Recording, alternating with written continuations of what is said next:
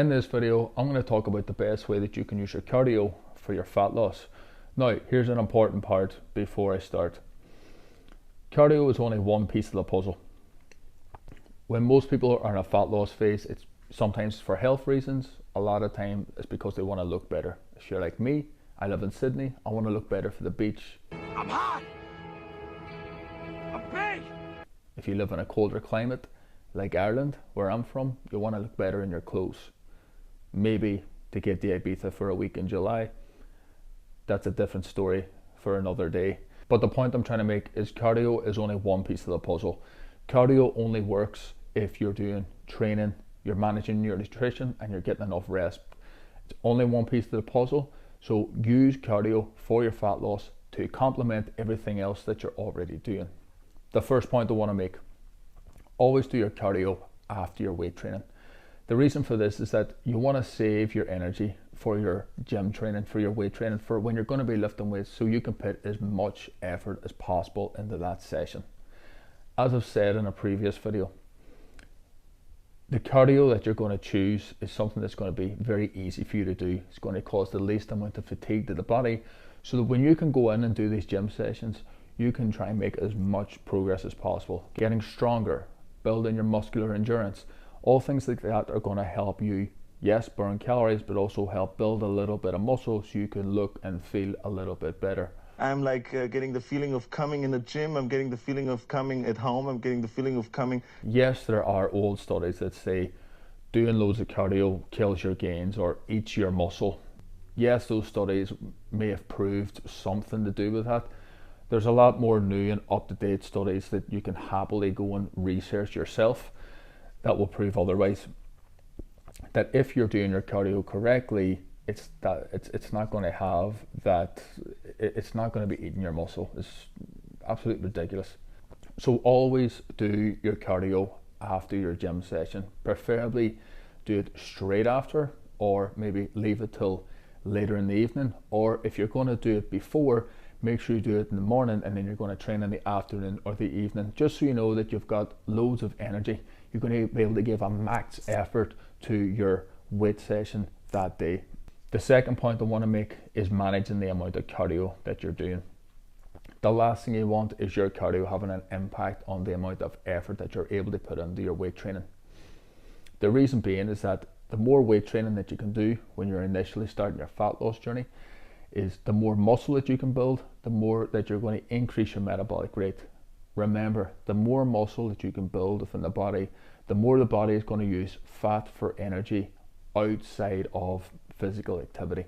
If your cardio consists of things like a lot of running, sprints, plyometrics like jumping around and things like that, or maybe sports, that is definitely going to impact the amount of effort, the amount of strength and intensity that you can bring to your sessions with the weights, and in turn isn't going to pay you back as much as it would be if you were focusing more on weights, focused on building muscle so that your body can use more fat for energy. A good example of this was when I was training for a half marathon. I hadn't ran in years, I was totally new to it, but I'd only given myself 6 weeks to prepare because that's when the race was on. And I went from doing no running at all, I was just doing weights, some cycling and loads of walking, to running 5 to 7 days a week, because I needed to build up a lot of endurance so that I could do the full half marathon without having to stop. What did this do to my weight sessions in the gym? They went to complete dog shit. My strength took a massive hit. The intensity that I was able to bring to those sessions, it took a massive hit. And what I actually ended up doing is using those sessions as like injury prevention sessions. The weight was very light. It was just me doing exercises, weight training exercises that would prevent me being injured when I was running. So it's important to manage the amount of cardio, so the amount of cardio you're doing is not causing you too much fatigue for your sessions that are going to really help you lose fat, look better. The third point I want to make is plan your week of training. If, for example, you're somebody who really enjoys doing HIIT training, or HIIT training just happens to be in your plan, make sure that your HIIT training, if it's going to involve a lot of jumping around, like a lot of box jumps or burpees, anything like that is going to be high impact on the joints. Make sure that that isn't going to fall on the same day that you're going to be doing weights. For example, if you're doing HIIT training on a Monday, You might want to rest Tuesday and not do any weights on your legs until Wednesday, just so your body can recover, so you can get the most out of that session. The last thing you want, as I've said many times in this video, is you do not want your cardio causing so much fatigue that it starts to affect your performance with your weight training. Remember, cardio for fat loss is very important, and cardio for your heart health is amazing. It's brilliant for strengthening the heart, and it's brilliant for longevity of life, but when it comes to fat loss in particular, it is only one piece of the pie. I see this happen a lot. People join the gym at the start of their fat loss journey. They're full of high hopes and motivation, which is fucking brilliant. Love seeing that. But what happens, they join the gym and they tend to just stay in the cardio section. Why? Because it's easy. The machine basically tells you what to do. You press a few buttons, off you go.